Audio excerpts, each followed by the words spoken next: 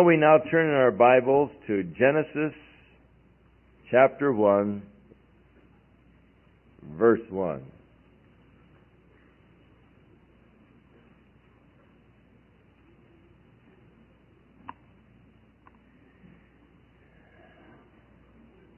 The word Genesis in Hebrew means beginning. And so it is the book of the beginnings. And in Genesis we find the beginning of the universe, first of all. And then the beginning of the life forms within the universe. The beginning of man. The beginning of sin and death. Then we find the beginning of God's redemptive program by the beginning of a nation. The majority of the book of Genesis has to do with God's redemptive plan by immediately narrowing down in the genealogies to one family, from which family all the nations of the world are to be blessed.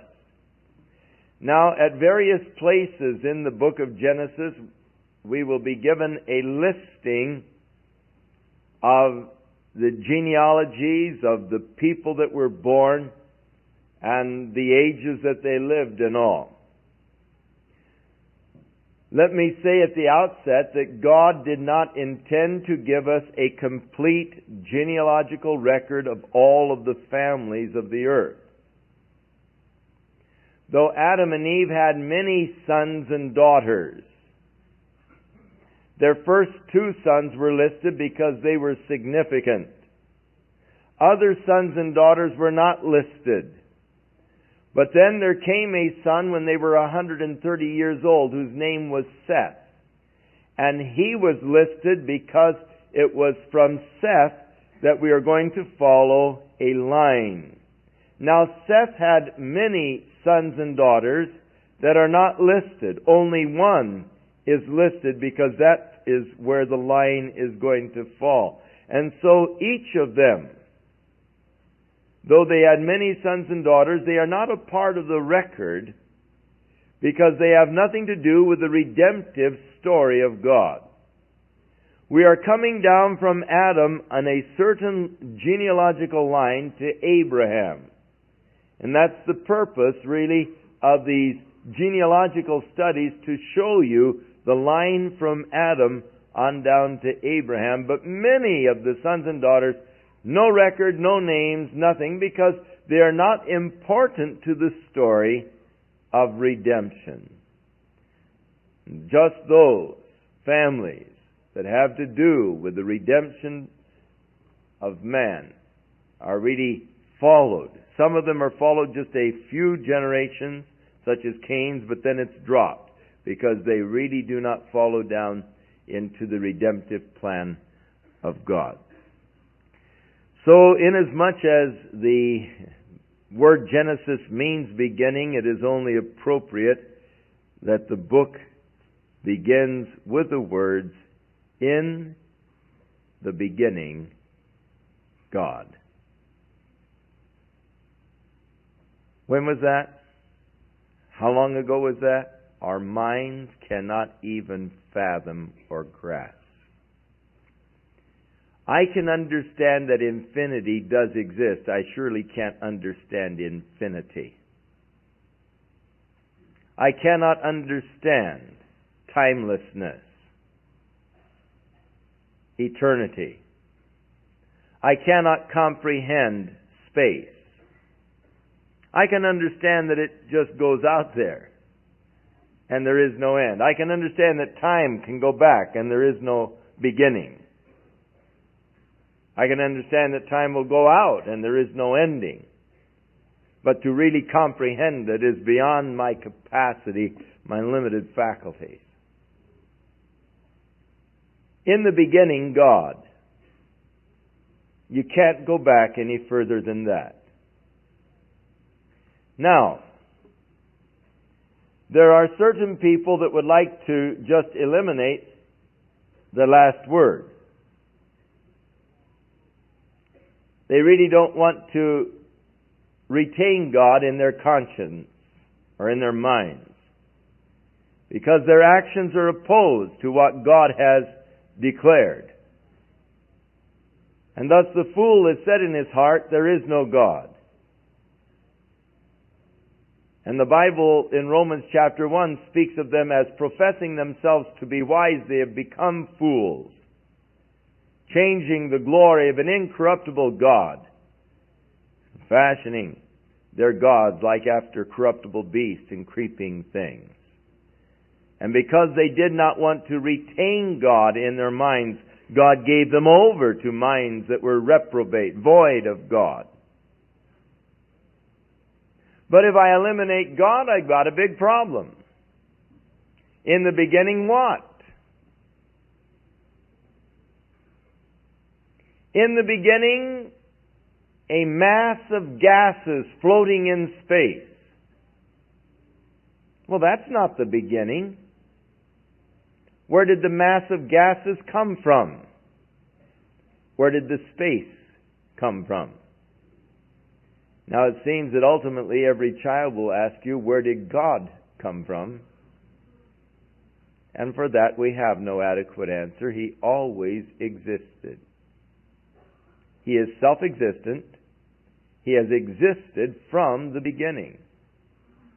But when I say in the beginning God, I recognize that the whole universe is not just here by accidental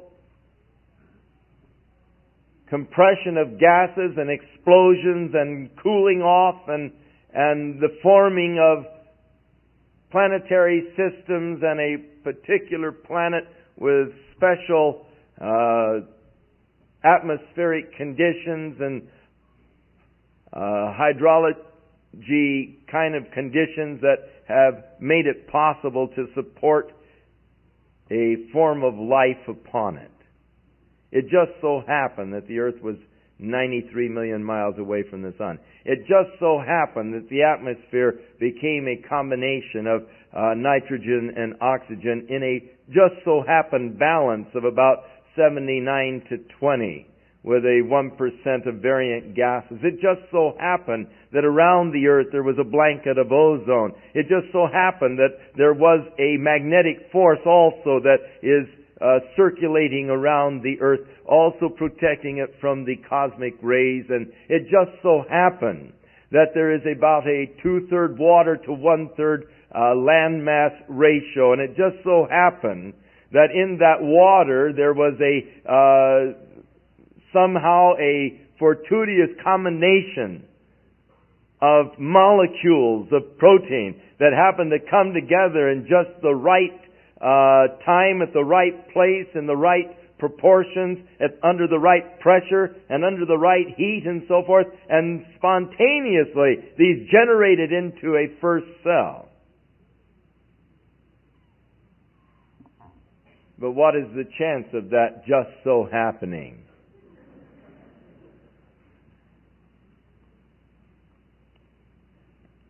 And if you really go ahead to figure it out, you'll find that the chances are extremely rare indeed. In fact, the chances are so great that it couldn't have happened just so. Within the universe, we can clearly see a design.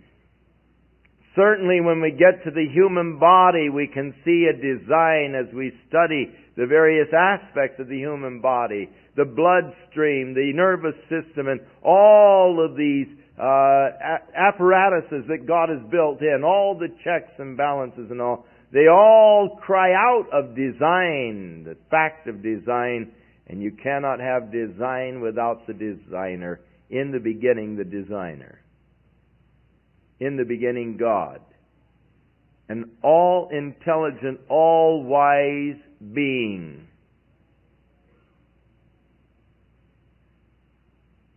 And that is much easier for me to comprehend and to believe than it is for me to believe that the whole thing is just a vast series of accidental combinations.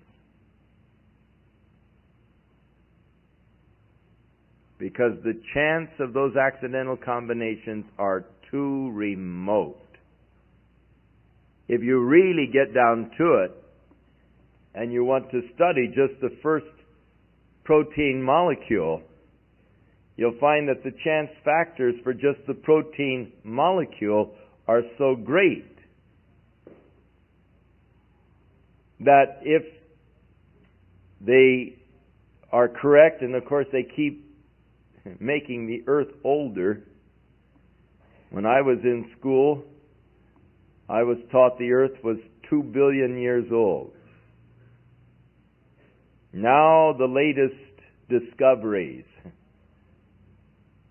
and they're really not discoveries, they're just necessities that have arisen as they realize more and more how complex life forms are, that they realize that they could not have spontaneously generated in just 6 billion years, and so now they say the earth is 10 billion years old.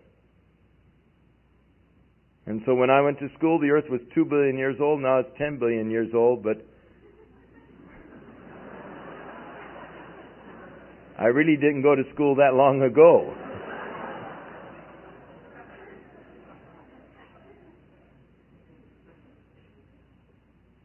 But even at 10 billion years, grant them 10 billion years. That isn't enough time for the proper circumstances and the proper conditions and all to accidentally put together the first protein molecule. Even if you were putting these combinations together at the rate of 1 billion per second.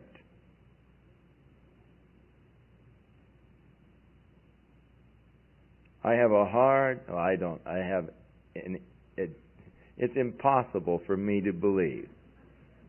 At one time I thought, well, maybe I am an atheist. And then I just couldn't handle that. It was harder not to believe in God than it was to believe in God. If you try to deny the existence of God in the beginning, then you have no basis to start from, and it just leaves you totally without a foundation. In the beginning, God. Now the Bible doesn't tell us when that was, just the beginning. In the beginning, God created the heavens and the earth. The word created is the Hebrew word bara, which speaks of creating something out of nothing.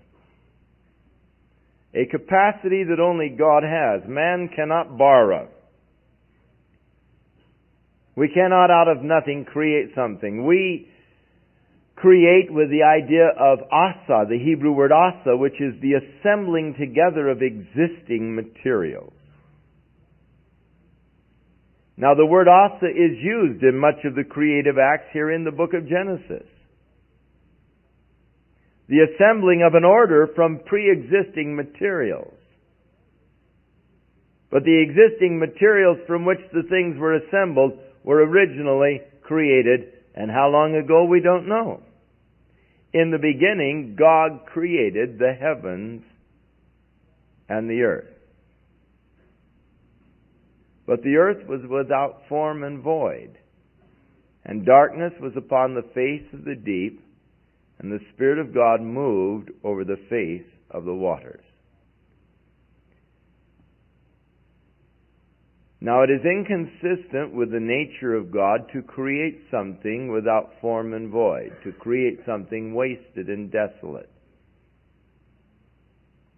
And thus many Bible scholars see a time gap between verses 1 and 2 of Genesis.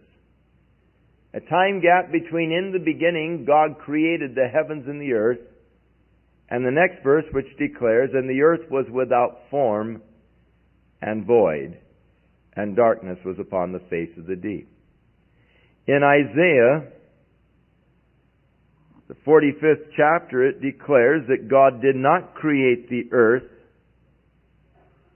without form and void, but He created it to be inhabited. Now, there are several fields of thought concerning creation, and each one of them has its own peculiar problems. There are arguments for and against each concept. There is what is called theistic evolution, the acknowledging that God began everything but then set it free to evolve.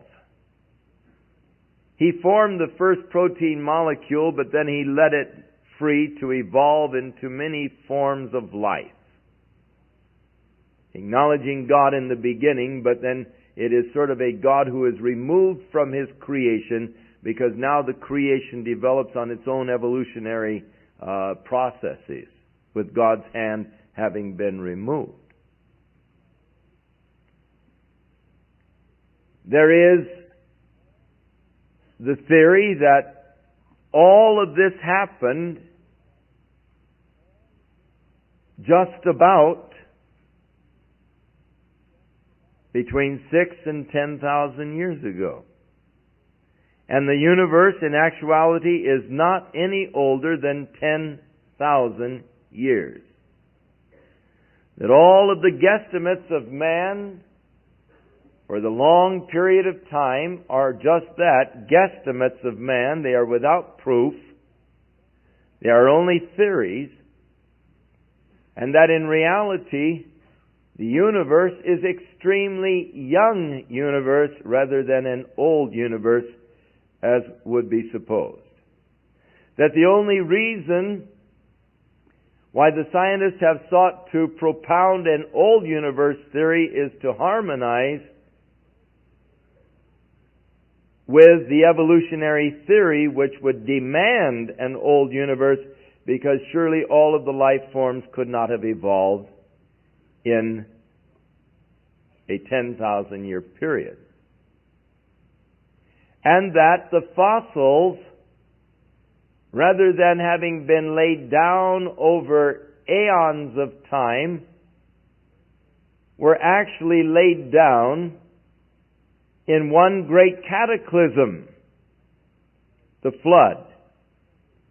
And that the flood more accurately accounts for the fossil record than aeons of time during the evolutionary processes of the world. It is interesting that, as far as we can ascertain, there is not any current fossils being embedded in the strata of the earth. That most of the mammals and leaves and everything else disintegrate and disorganize, that there are not fossils really being formed on the ocean floors, that there is that process of disintegration and incrustation on the ocean floor that takes place, but not the developing of fossils now. So if the ocean is not presently developing a column of fossils, then what were the circumstances that caused it to develop this long column of fossils in the past? Of course, there are trees that grow up through several of the stratas of the fossilized forms, and how could one tree grow up through several millions of years?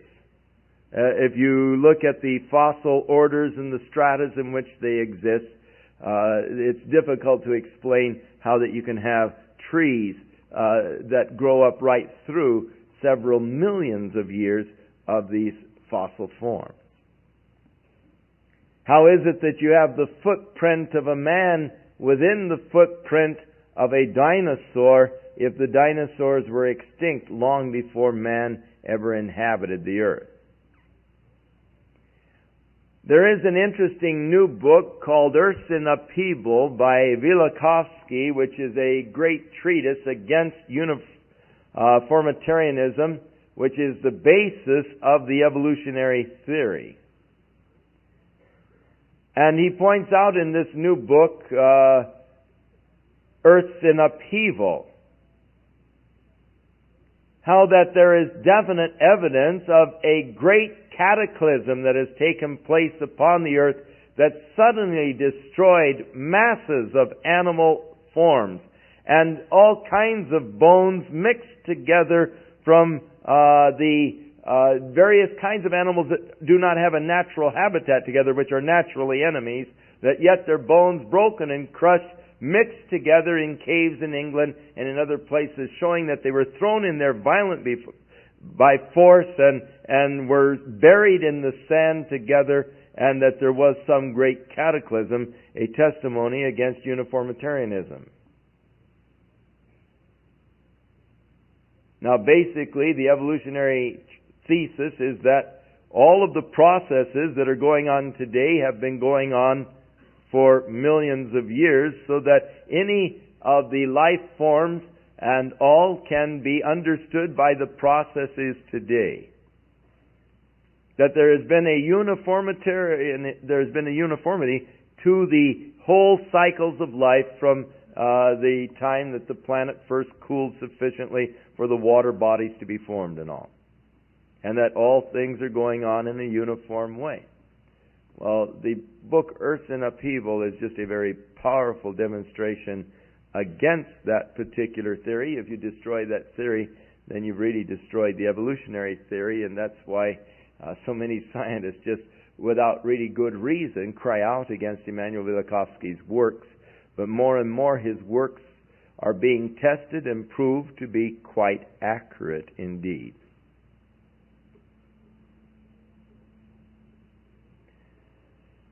There are those who say that the days of Genesis were geological eras. That the word day, yom, in the Hebrew, has a variety of meanings, which indeed is true. It is used some 1,100 times in the Bible, and it's translated 51 different time spans, I think. Even to an indefinite period of time, the day of the Lord, the Yom of the Lord. An indefinite period. So that he say that the days of Genesis are indefinite periods of geological eras. But that, of course, as I say, each of the theories presents its difficulties. If they be indefinite periods of geological eras, the difficulty with that is that if God created the plant life upon the earth in the third geological era and did not have the sun really shining in its position on the earth until the fourth geological era, how did the plant life survive for a whole geological era without the sun?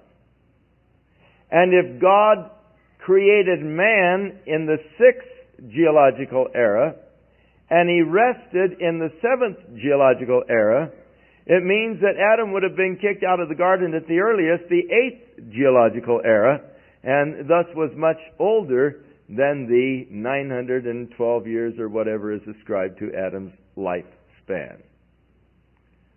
So that creates problems too.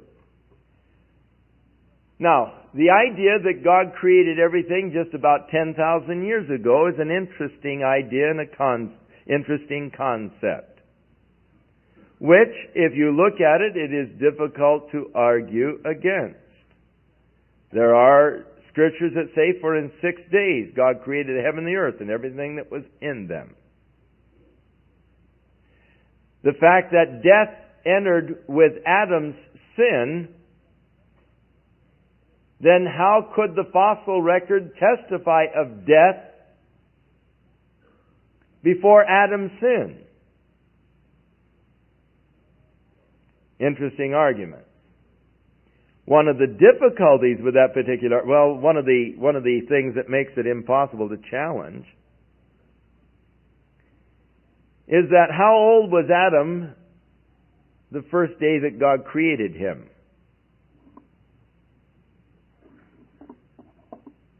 He was 1 day old. Well, then how could he have a full set of teeth, a fully matured body? We don't know if he had a navel or not, but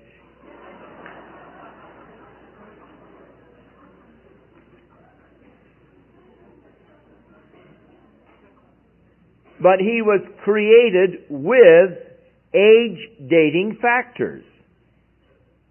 In other words, if you would look at Adam, the day he was created, you'd say, why, he might be 35, 40 years old. Because he had certain maturation designs, really, that would testify to more than just a 1 day old. So there were already, at his day of creation, age-dating factors. Thus, God could have created the earth and the universe with age-dating factors, with fossils already there, or with the galaxies already at a certain distance from the planet Earth, so that God could have created it with age-dating factors, which, if you would look at it, you'd say, well, it's 10 billion years old, when in reality it was just created just a moment ago. And God is surely great enough and big enough to do it that way if He so desired. So that makes that particular argument a very interesting argument and a very plausible argument.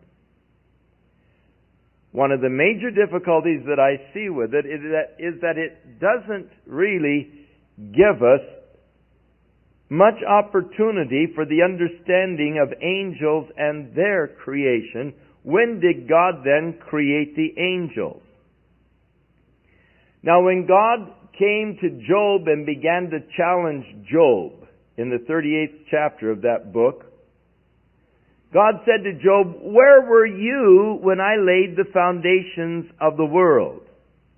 And God speaks in the laying of the foundations of the world when the morning stars sang together, or the angels singing together when God laid the foundations of the world. So the angels were existing when God laid the foundations of the world. You have come to the end of Side 1. To complete this study, turn the cassette tape over at this point.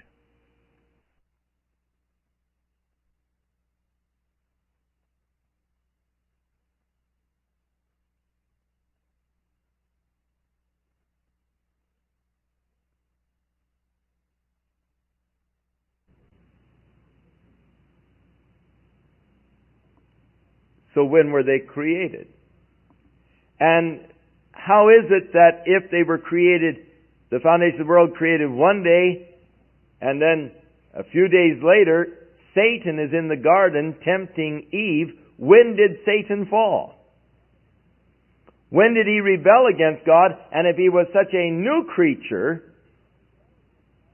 and had been in heaven, or been also in the Eden, the garden of God, and had a dominion, an authority, a reign, until the day that iniquity was found in him, and then was cast forth. When did this all take place? Because Satan was there soon into the garden to lead man astray. And how could it be that being created so newly, could he have such influence over the other angelic beings that he could draw with him in his rebellion a third of the angels? So that presents a difficulty to me, to the idea that the earth just has existed for maybe 6,000 to 10,000 years.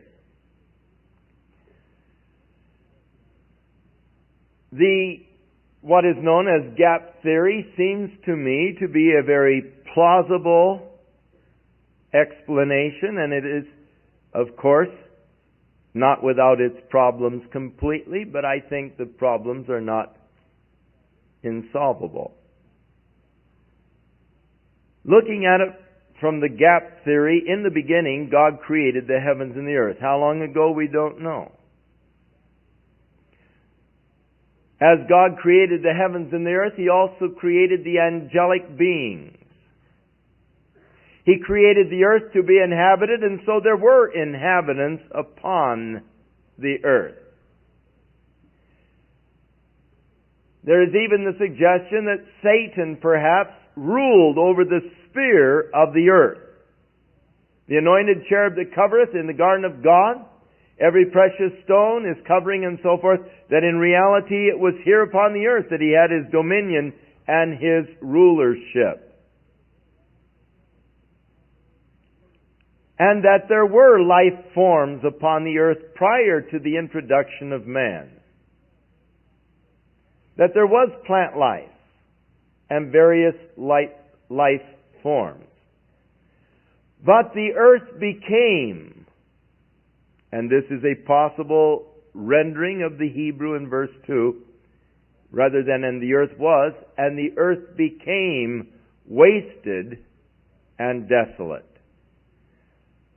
How it became wasted and desolate is suggested that perhaps at Satan's rebellion, the wrath of God was poured out and the earth was sort of put in a deep freeze.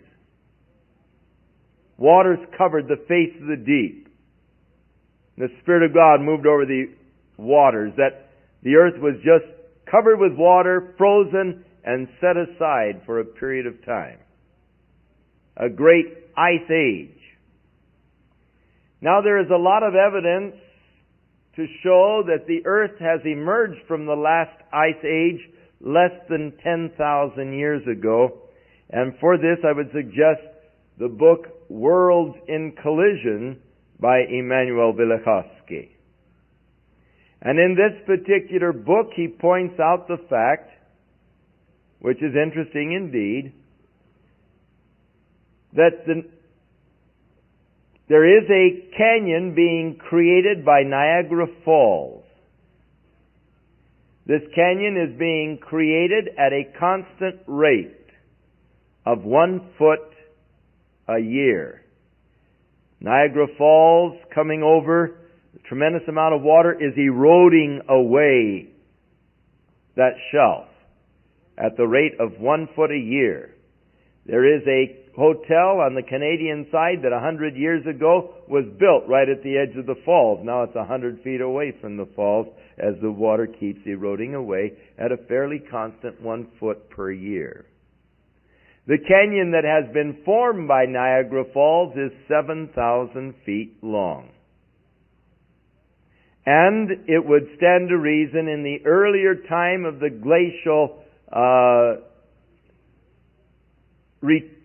regression that the flow of water could conceivably have been much greater at that time than it is presently, and so the erosion rate could have been greater, hardly lesser. And there are other evidences that show that the earth emerged from the last ice age maybe less than 7,000 years ago, which of course would be very interesting indeed as we look at the account of Genesis, which places man upon the earth in his present form just about 6,000 years ago. Now, what kind of life forms may have existed upon the earth prior to the destruction, we don't know. God doesn't say. But man in his present form has existed on the earth for about 6,000 years from the time of Adam.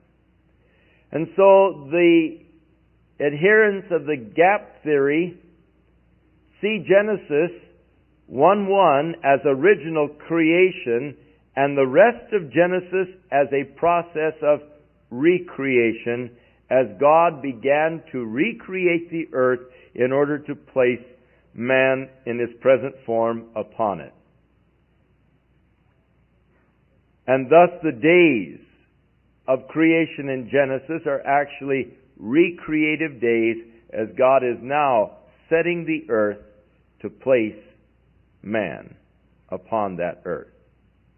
It is a very interesting theory indeed, a very plausible theory indeed. It would surely answer all of the problems that are raised by the scientists who are seeking to prove that the earth has been here for several million or billion years. It surely would not be out of harmony at all with what God has said here in Genesis 1.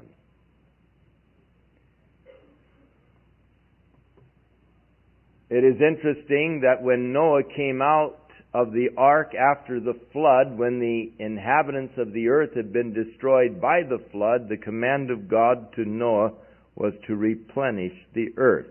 The same command that God gave to Adam and to Eve, to replenish the earth.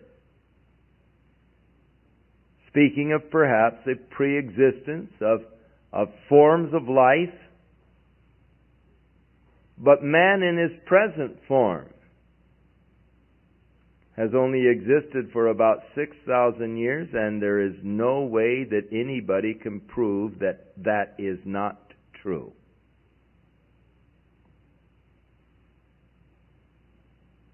So we look at Genesis, and we see in chapter 1, the beginning, God creating the heaven and the earth. In verse 2, we see the earth without form and void, darkness, covered with water, and the Spirit of God brooding over the face of the deep. In verse 3, the beginning of the creative acts of God. Notice, in the beginning, God created the heavens and the earth, which would, of course, include the stars and all. But now we see the first thing that God declares, because the earth was covered with darkness, God said, "Let there be light," and there was light. Now it could be that the earth was in a dark nebulae, that there was no light coming to the earth, that in this darkness, this dark nebulae,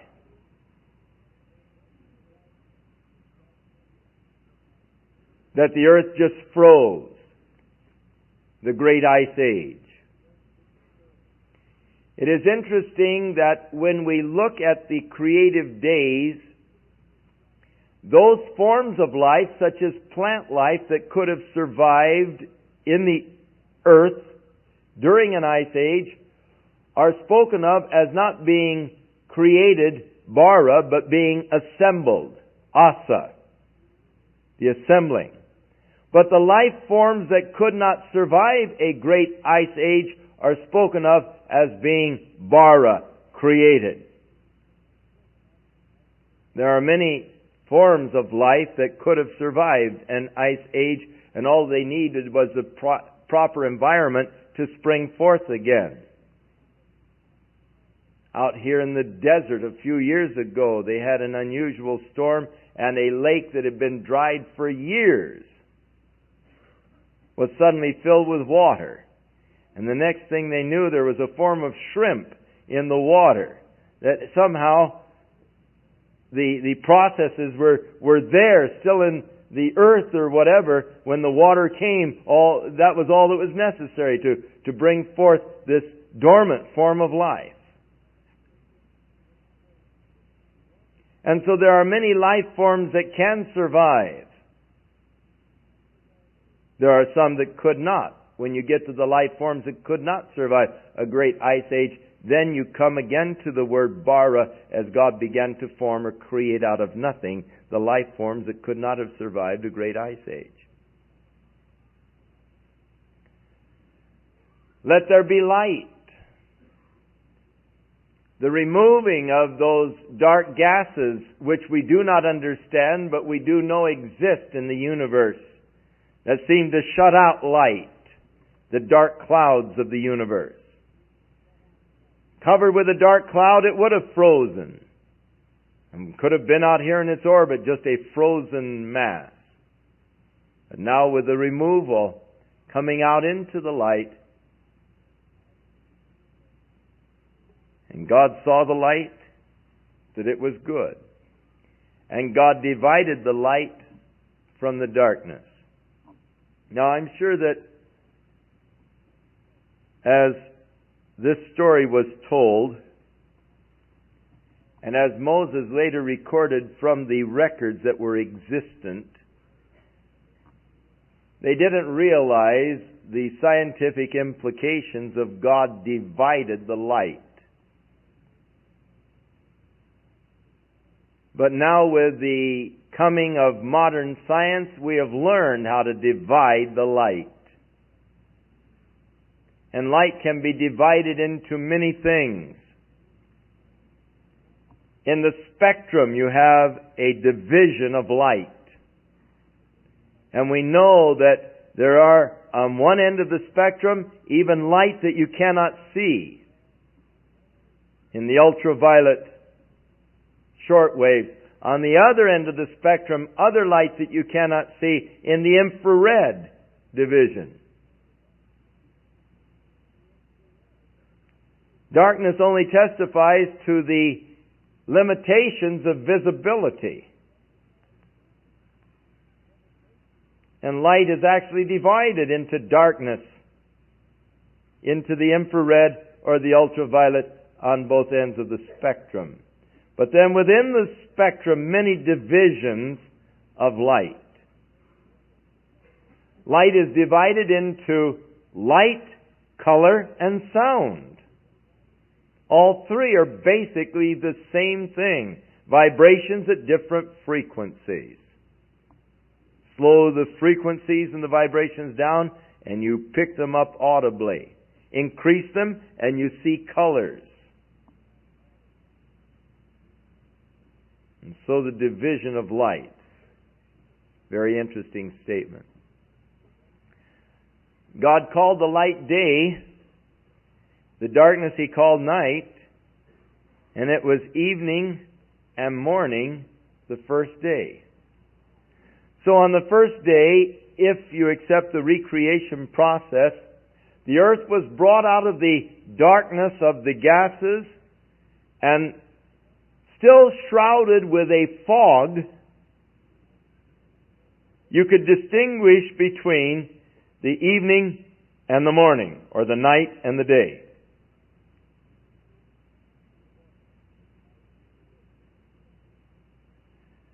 And God said, "Let there be a firmament." The word firmament in the Hebrew is raquia, which means a limitless expanse. Now describe for me space. It's a limitless expanse. Let there be a space, God said, in the midst of the waters, and let it divide the waters from the waters. And God made the firmament and divided the waters which were under the firmament from the waters which were above the firmament, and it was so. And God called the firmament heaven, and the evening and the morning were the second day. So the creation of the atmosphere around the earth, but above the atmosphere God put a great blanket of water. Suspended the water in the atmosphere above the earth. Now that water suspended in the atmosphere above the earth would have done a tremendous thing as far as the climate of the earth is concerned. It would have caused a mild, equal kind of climate around the entire earth. It would have meant that you would not have violent storms.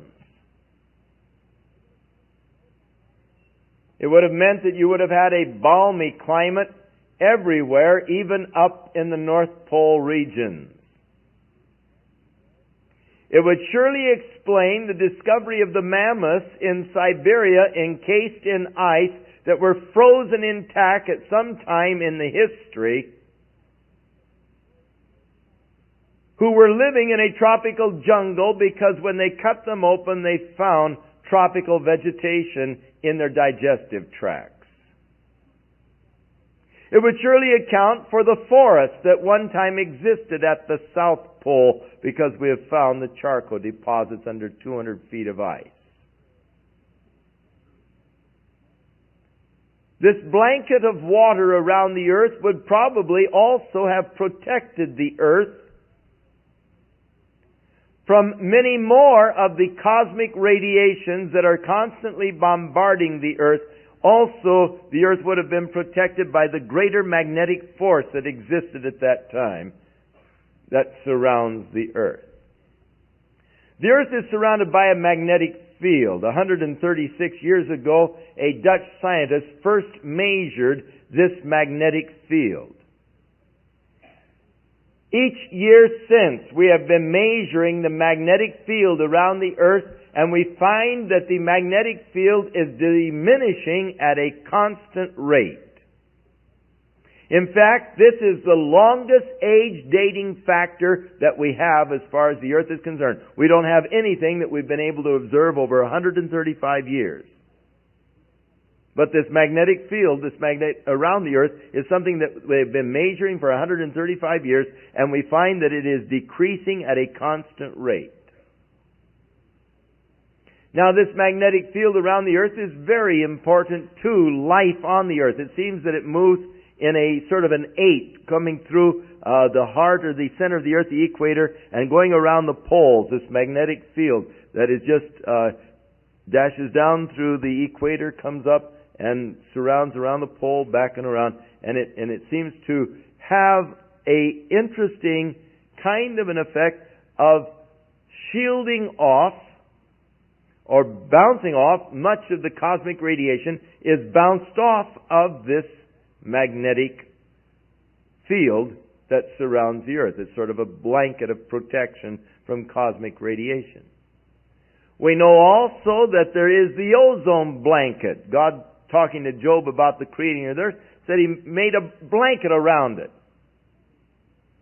He made a moisture blanket. He made an electromagnetic field blanket. He also made an ozone blanket around the earth to make the earth inhabitable by man by shielding off these cosmic rays that are constantly bombarding, these little rays that go shooting, what do they call them, neutrinos or something, that go right through the earth. I mean, you can't really shield yourself. They come right through and hit you from your feet up, as they're coming from the other side.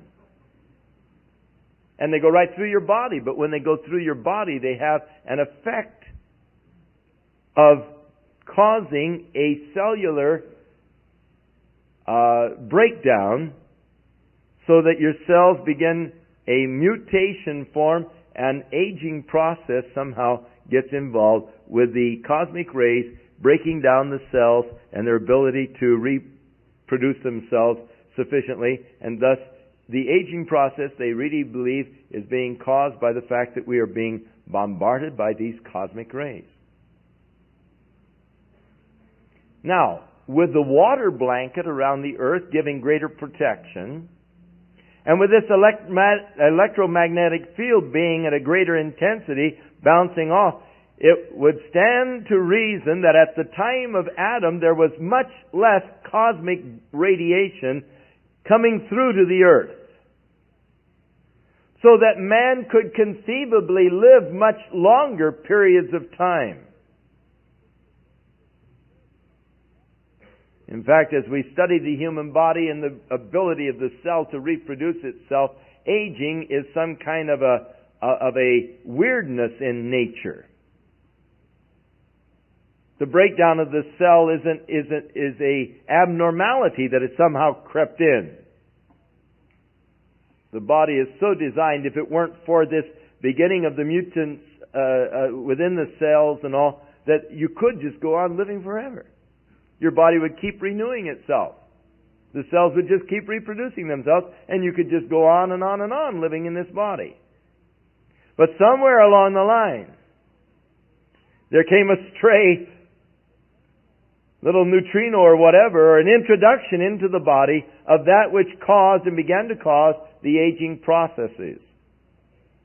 Now, prior to the flood, and at the time of the flood, this water blanket that surrounded the atmosphere was removed.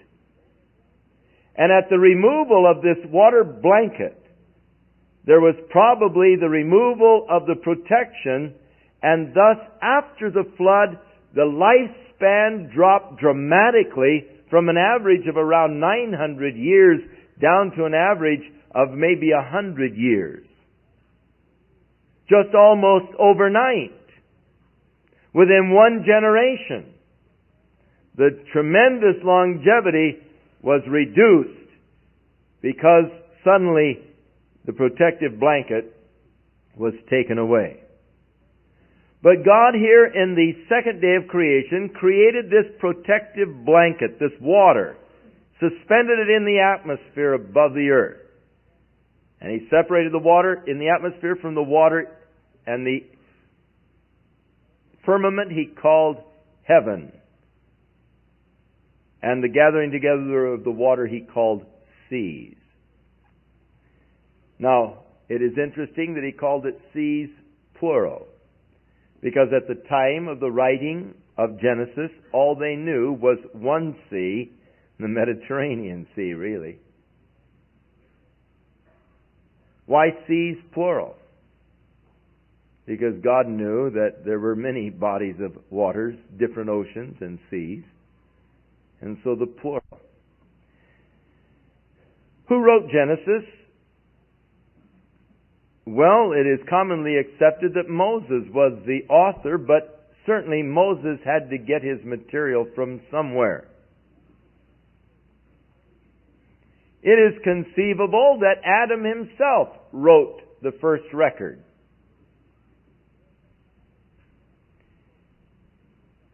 This evening I was just fooling around with some of the ages here in chapter 5, and I came up with an interesting little fact, and that is that Lamech, the father of Noah,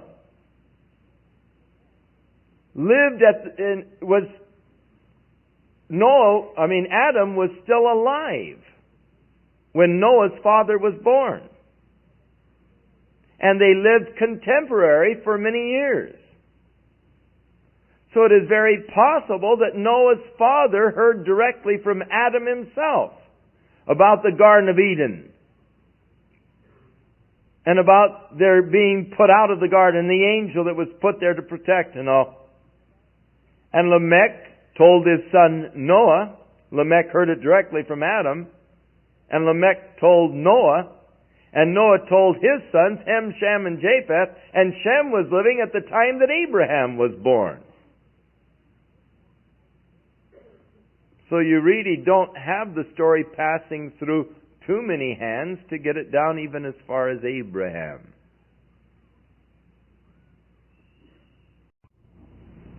Now on the third day God said, "Let the waters under the heaven be gathered together into one